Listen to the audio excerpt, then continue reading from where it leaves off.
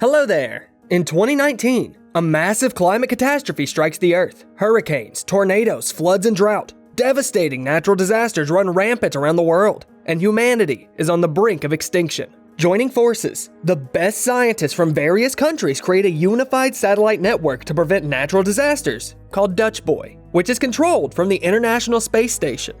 It would seem that the world can now live in peace, but the new technology suffers a system failure. Jake Lawson, the world-famous creator of the Dutch Boy and chief coordinator of the space station, arrives at the Parliament emergency session. He faces numerous charges of insubordination and disobedience to the US Senate.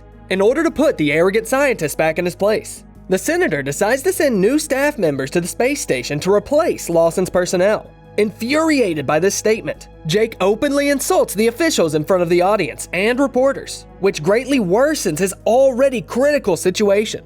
It turns out that Jake's younger brother, Max, who serves as Assistant Secretary of State, has been appointed the new head of the space station, and unable to smooth over yet another impertinent antics of his self-righteous relative, he strips him of his role as chief coordinator. You're fired. 3 years go by. A UN intelligence head heads into the center of the sweltering Registan Desert. An anomalous natural phenomenon has been recorded amidst the scorching sands. In the epicenter of a 50-degree heat wave, an entire settlement is destroyed by instant glaciation under the blazing sun. Advancing deeper into the village, the special operations team finds dead people and animals that have been frozen in place forever. To investigate the extreme weather phenomenon, US President Andrew Palmer immediately calls an emergency meeting of the Security Council, at which Secretary of State Leonard DeCombe reports on the cause of the unusual phenomenon. The fact is that one of the atmospheric satellites of the Dutch Boy station over Afghanistan suddenly malfunctioned. In order to fix the system error, the satellite network over Central Asia must be shut down. However, this decision goes against the political interest of the head of state, so the president decides not to disclose the data about the system failure to the public, and instructs Max Lawson to immediately send one reliable person to the space station to fix the problem. The malfunctioning Afghan satellite, meanwhile, is returned to the station for extermination. An engineer named Mahmoud retrieves system data from the satellite's onboarding computer onto his holoframe drive and discovers surprising information. Concerned, he returns to the satellite to double-check the accuracy of the data and finds himself in a deadly trap. The doors are suddenly blocked, and the system automatically depressurizes. Max Lawson, meanwhile, visits Florida in order to bring Jake back to the crew and send him to the ISS. Jake now lives quietly in a trailer with his daughter and assembles electric car engines to brighten his everyday life after losing his job. Max tells his brother about the problems on the Dutch Boy, and pointing to Jake's previous great achievements, easily convinces him to go into space and bring his genius invention into order, but deliberately hides the fact that the rebellious brother will work under his direction. In Hong Kong, a land-based member of the Dutch Boy project team, Cheng Long, is leisurely heading home after work, accidentally dropping the eggs he bought in the store. The man is horrified to see them fry on the hot asphalt, which immediately begins to crack and collapse right in front of his eyes. Cheng quickly hops in his car and tries to swiftly flee the scene, but an underground, red-hot gas pipeline explodes all over the city, consuming skyscrapers and turning the city into burning ruins. Maneuvering across the remaining sections of the road, Cheng manages to make it to the bridge and escape death. After making a promise to his daughter to return alive, enthusiastic Jake Lawson embarks into space on a NASA space shuttle. At the International Space Station, the man is greeted by the chief scientist, Ute Fassbinder, from the German scientist group. Ute leads the man to meet the international team, who treat him with hostility, not suspecting that the famous Jake Lawson himself is in front of them. The scientist explains that he has come to investigate the cause of the malfunction that led to the mass deaths of people in Afghanistan and Hong Kong, as well as the tragic death of an employee on the ISS itself. Max Lawson, on the other hand, spends a pleasant evening at home with his girlfriend, Sarah Wilson, who works as a Secret Service agent for the president. The couple's pleasant evening is interrupted by a phone call. Max receives a call from Cheng Long, who has escaped from the remains of Hong Kong. The man tells him that the gas pipeline explosion was triggered by a terrible heat wave, although no significant temperature increase was detected by the satellite. Cheng can't find out what caused the malfunction because his access has been blocked. Max checks his account and discovers that he too is blocked. Chang believes that someone is hiding a systemic flaw that could cause an irreversible chain of climate disasters occurring simultaneously across the planet. Something far worse than the very thing we're trying to prevent. What we call a geostorm. After finishing the conversation, Max finds Sarah in her work clothes. The president has called an emergency meeting, so she must leave.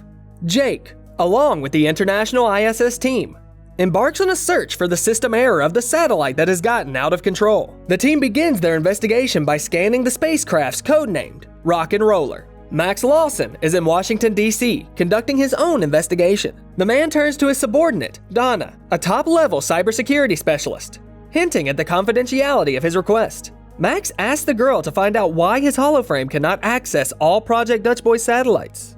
Donna agrees to help and quickly discovers the cause of the problem. Max's account has been deliberately blocked. Bored at the office with nothing to do, the girl asks for permission to continue helping him. Uta Fassbinder and Jake Lawson are called by the White House. The Secretary of State, Leonard Deckham, informs the men of the need to report to his assistant, who also happens to be Jake's brother-in-law. Max tells Jake that there are difficulties with remote access to the Project Dutch Boy system on Earth. None of the satellites are responding.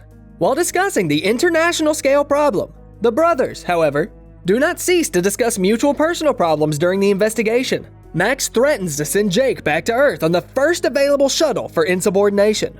The malfunctioning Hong Kong satellite, meanwhile, is returned to the ISS for diagnostics. However, the device proves to be uncontrollable and spontaneously rotates at high speed, threatening to crush the team of scientists, until it stops on its own by crashing into the walls of the cargo bay. The team sends the surviving pieces for analysis, but they can't retrieve the information from the hard drives. Duncan, a system analyst, reports that data with traces of possible error was erased by a short circuit during the crash. However, Ray DeSetti, a satellite communications specialist, says there is still a chance to get the data. The team is reviewing the footage of the crash that killed Mahmoud. It turns out that one of the torn panels is stuck in the telecommunications antenna, and the scientists decide to get it out.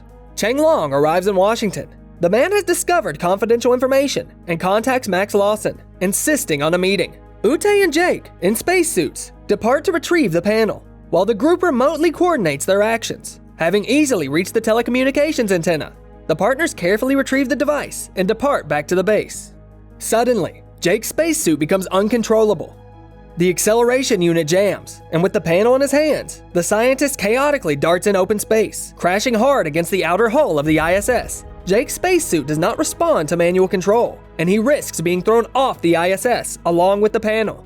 He has to let go of the device to grab the lifeline at the edge of the platform.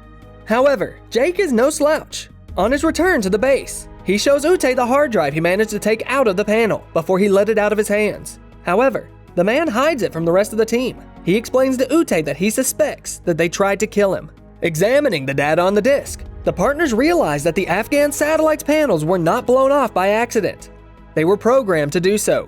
Jake tells Ute that he had personally created a hidden database and could find out who programmed the satellite to self-destruct. However, this attempt fails. Access is blocked.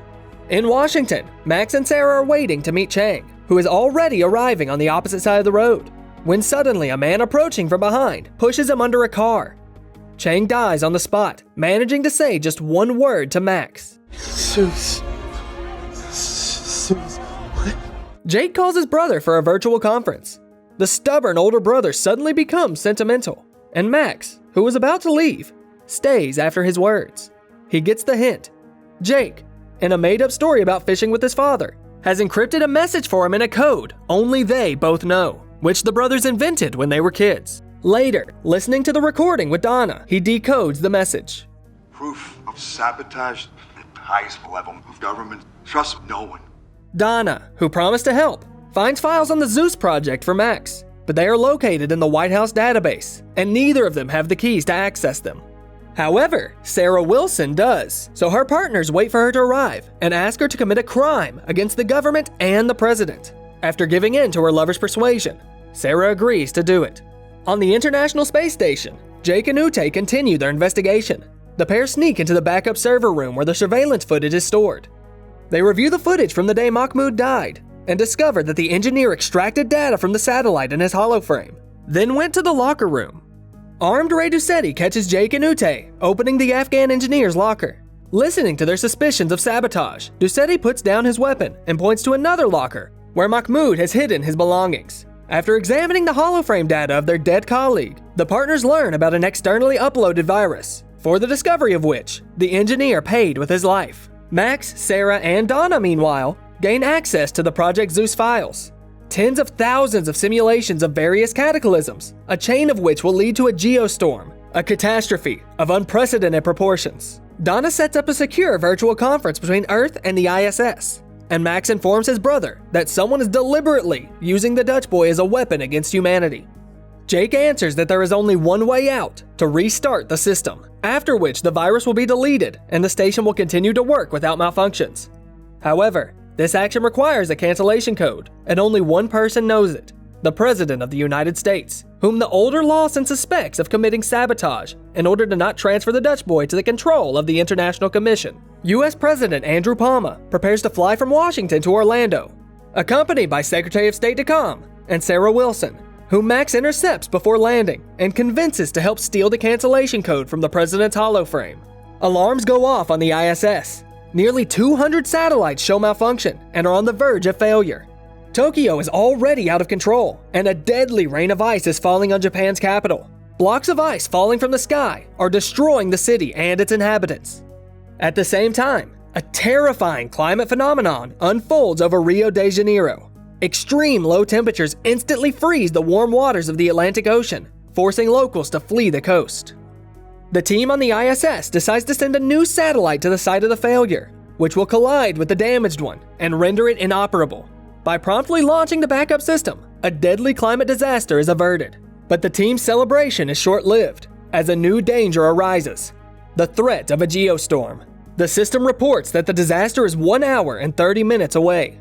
Meanwhile, the President of the United States is speaking at an international conference in Florida, and Max Lawson watches a report on the new natural disaster in Rio de Janeiro in the banquet hall. After entering the city into the Project Zeus database, he finds the scenario of the disaster chain that will cause a geostorm. The next city in the scenario is Orlando. The countdown for the geostorm forces Max to tell DeCom, who showed up recently, about the global climate threat and asks for his help in getting the cancellation code from the President, who he and his brother believe has planned the catastrophe. DeCom believes him, but informs him that it's impossible to steal the cancellation code from the President. He himself is the code. More precisely, his biometric data, 10 fingerprints, and a retina. The ISS is trying to stop the danger looming over Florida. They can't send a backup satellite.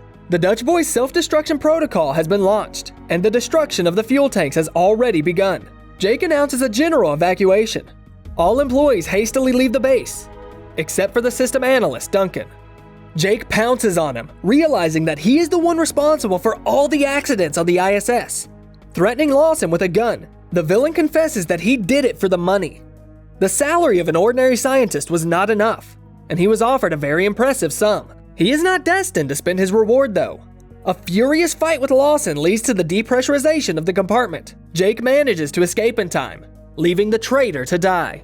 In Florida, Max, trying to stop the disaster, uncovers the real culprit of what is happening: Secretary of State Leonard DeCom, who tries to shoot him in the president's suite. Max manages to escape and hide in the conference crowd, where he finds Sarah and tells her that the next storm will break right over their heads. The couple realizes that kidnapping the president is the only way out.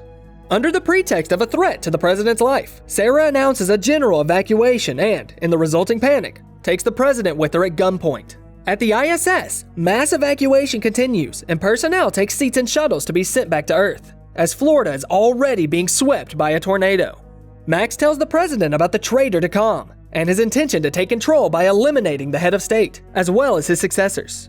Sarah, meanwhile, manages to break away from the pursuit of DeCom's accomplices and get the president out of the center of the storm. Everyone on the ISS is ready to evacuate, except for Jake. He decides to stay behind to enter the cancellation code when his brother makes contact. Uta's persuasion doesn't work, and the partners have to say goodbye to each other. Leonard DeCom, in an attempt to carry out his plan, ambushes the president's car, unaware that he himself is already a target. Sarah easily deals with the man and his accomplice, after which the criminal gets arrested by the police. However, the catastrophes do not stop with this, and a natural disaster strikes the arid Saudi Arabia. Max and the president arrive at the NASA base, where they call Jake for a virtual conference. The president uploads his biometric data to cancel the geostorm and leaves the brothers to talk in private. Jake informs the confused Max that the code will not stop the Dutch boy's self-destruction sequence. Knowing this from the beginning, Jake voluntarily chose to sacrifice himself. The older Lawson apologizes to his younger brother and tells him his last goodbye. Now, Jake has to upload the data to the Dutch's onboard system, but his personal code no longer opens the doors to the terminal. Jake assumes that the situation is now completely hopeless, when suddenly, he hears a familiar voice behind him that offers to help. Uta stayed with him on the collapsing station after all, and a minute and a half before the geostorm starts, Jake uploads the president's biometric data into the system. Exactly 1 second before the global climate disaster begins, he starts the satellite's rebooting process. The mission is successful. The network of satellites is launched again and the virus is destroyed. Humanity is safe. The International Space Station Dutch Boy and its last crew members, however, are blown to pieces. Suddenly, Jake spots one surviving satellite. After making their way to it through the flying debris of the ISS, the partners manage to scramble inside and get out of the epicenter of the explosion at the very last moment. On Earth, nobody knows about their survival, so Jake and Uta are assumed dead. Until at one point, the radar detects a rescue craft flying at high speed. As always, you'll find the movie title in the description. In the meantime, let us know what you think in the comments. Is humanity capable of uniting to solve common problems? Or will the ambitions of one or more individuals always threaten these plans? Like this video, and don't forget to subscribe to the channel so you don't miss the next awesome retelling.